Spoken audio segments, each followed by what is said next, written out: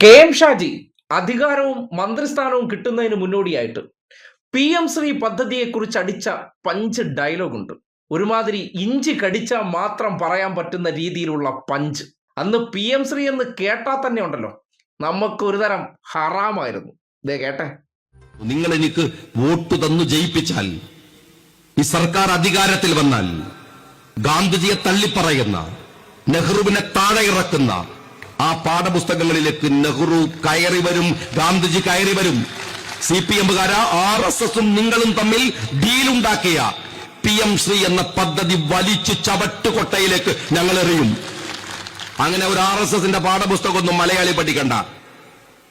അങ്ങനെ പഠിക്കണമെങ്കിൽ ഈ രാജ്യത്തിന്റെ ജനാധിപത്യം ഇല്ലാതെയാവണം. ഞാൻ നിങ്ങളോട് പറയുന്നു, ഞാനിവിടെ നിങ്ങളുടെ മുമ്പിൽ വന്ന് വോട്ട് ചോദിക്കുന്നത് ഈ വേങ്ങരയുടെ മാത്രം പ്രശ്നങ്ങളല്ല. അത് 25%. അതിനപ്പുറം 75% ഈ രാജ്യത്തിന് വേണ്ടി സംസാരിക്കാനും പൊരുതാനുമുള്ള നിയമനിർമ്മാണ സഭയിലേക്കുള്ള വോട്ടാണ്. CPM-കാരാ RSS-കാരാ UDF അധികാരത്തിൽ വന്നാൽ അന്ന് തന്നെ ആ PM ശ്രീ എന്ന് പറയുന്നതിന് ഞങ്ങളെടുത്ത് ചവറ്റുകൊട്ടയിൽ അറിയും. അത് നമ്മുടെ വിദ്യാഭ്യാസ മേഖലയിൽ വേണ്ട ഗാന്ധിജിയും നെഹ്റുവും വരും. അത്ര എണീറ്റ് നമുക്കിങ്ങനെ കൈയടിക്കാൻ തോന്നുന്ന ഡയലോഗല്ലേ. ഇപ്പോ അധികാരത്തിൽ വന്നത് ഇക്കഴിഞ്ഞ മെയ് 18. ഇനി ഏതാനും ദിവസങ്ങൾ കൂടി കഴിഞ്ഞാൽ ഒരു മാസം പിന്നിടുകയാണ്. അപ്പോഴാണ് PM ശ്രീയുമായി ബന്ധപ്പെട്ട് ഇന്നിപ്പോ മൗദൂദി ചാനൽ റിപ്പോർട്ട് ചെയ്തൊരു വാർത്ത പുറത്തു വന്നിട്ടുണ്ട്. ഇന്നലകളിൽ അധികാരത്തിലേറിയാൽ അപ്പം PM ശ്രീ അതെടുത്തുണ്ടല്ലോ, CPM-കാരാ RSS-കാരാ നിങ്ങളെ കച്ചവടം എടുത്ത് ഞങ്ങൾ തോട്ടിലെറിയും. ഇതുവരെ എറിയാൻ സമയം കിട്ടിയിട്ടില്ല. ഇന്നിപ്പോ മീഡിയ കൊണ്ട് ഒരു വാർത്ത കൊടുത്തിട്ടുണ്ട്. അതാകുമ്പോൾ കുഴപ്പമില്ല. മൗദൂദി ചാനലായതുകൊണ്ട് കോൺഗ്രസുകാർക്ക് ഞമ്മക്കും വിശ്വസിക്കാം. PM ശ്രീയുമായി മുന്നോട്ട് പോകാമെന്ന പൊതുവിദ്യാഭ്യാസ ഡയറക്ടറുടെ റിപ്പോർട്ടിലെ വിശദാംശങ്ങൾ മീഡിയ വണ്ണിന് ലഭിച്ചു. വിദ്യാഭ്യാസ നയം മാറ്റേണ്ടി വരില്ല, കേന്ദ്ര നിബന്ധനകളിൽ പാഠ്യപദ്ധതി നിർബന്ധമല്ലെന്നും റിപ്പോർട്ടിൽ. അതേസമയം റിപ്പോർട്ടിൽ സർക്കാർ അന്തിമ തീരുമാനമെടുക്കും. കേട്ടല്ലോ, PM ശ്രീ ഇപ്പോൾ ഹറാമല്ല, ഹലാലാണ്. കാര്യം ഞങ്ങൾ വന്നു കഴിഞ്ഞു. മേനോ മുഖ്യമന്ത്രിയും BJP ആയിട്ട് നല്ല ബന്ധമായതുകൊണ്ട് നമുക്കിപ്പോൾ ഇതെല്ലാം PM-ഉം HM-ഉം എല്ലാം നമ്മൾ ആളായി മാറിക്കഴിഞ്ഞു. എന്തിനേറെ പറയുന്നു, നമ്മുടെ ബിന്ദു കൃഷ്ണ മിനിസ്റ്ററുടെ സ്റ്റാഫുകളിൽ വരെ BJP വന്നു കഴിയുമ്പോൾ സ്വാഭാവികമായിട്ടും നമ്മൾ അതിനോട് മുഖം തിരിക്കേണ്ടതുണ്ടോ? പക്ഷെ ഒരു കാര്യം നാട് മനസ്സിലാക്കുക, ഇന്നലകളിൽ മൈക്ക് കെട്ടിവെച്ചിട്ട് ഈ വാത്താളമടിയല്ലാതെ എന്തെങ്കിലും ഒരു കാര്യത്തിൽ സംഘപരിവാറിനെതിരെ ചെറു വിരലനക്കിയിട്ടുണ്ടോ?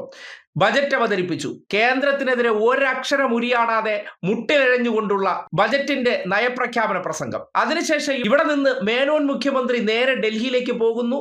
വസതികളിൽ സ്വകാര്യമായിട്ട് കഥകടച്ചിട്ടിരുന്ന് വിശ്വഗുരു അഥവാ മോദിജിയോടും ഒപ്പം തന്നെ അമിത്ഷായോടും ചർച്ച നടത്തുന്നു. പിന്നീട് തിരികെ വരുന്നു.